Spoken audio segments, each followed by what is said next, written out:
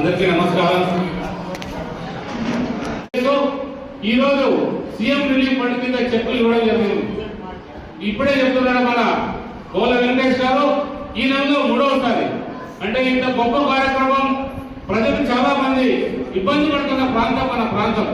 ఇప్పుడే ఒక వ్యక్తిని చూసాం, నడవడానికి కూడా వీల్లేదు. ఆయన సెలెక్ట్ బాడీలో ఎక్కించుకుంటూ డైరెక్ట్ హాస్పిటల్ నుంచి ఇక్కడికే వచ్చి ఆ చెక్కు తీసుకోవడం జరిగింది.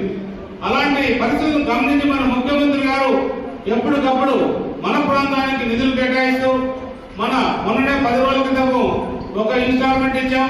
మళ్ళీ ఈ రోజు ఒక 24 లక్షలు 25 లక్షల్లో కూడా ఇవ్వడం జరిగింది. అంటే మన పైన ఇక్కడున్న ప్రజల పైన ఎంతో విశ్వాసంగా ప్రజలకు ఎప్పటికప్పుడు అందిస్తూ సహాయ సహకారం మన ముఖ్యమంత్రి గారికి, అలాగే నరేంద్ర మోడీ గారికి, అలాగే పవన్ కళ్యాణ్ గారికి, మన నారా లోకేష్ గారికి అందరూ కూడా మనం ప్రత్యేక కృతజ్ఞతలు చెప్పాల్సిన అవసరం ఎంతైనా ఉంది. ఇంకా కూడా ఈ కాలంలో, రాబోయే కాలంలో మనం అన్ని రోజులు కూడా అభివృద్ధి చేసుకోబోతున్నాం. కారణంగా చెప్తున్నా, రాబోయే 3-4 సంవత్సరాల్లో ఎక్కడ రోడ్ లేని ప్రాంతం అంటూ కళ్యాణదుర్గంలో ఉండదని ఖచ్చితంగా మీ అందరూ కూడా తెలియజేస్తూ ఈ విషయాలను కూడా ప్రజలకు తెలియజేయాల్సిందిగా విజ్ఞప్తి చేస్తూ జై హింద్. చరిత్ర సృష్టించినోడు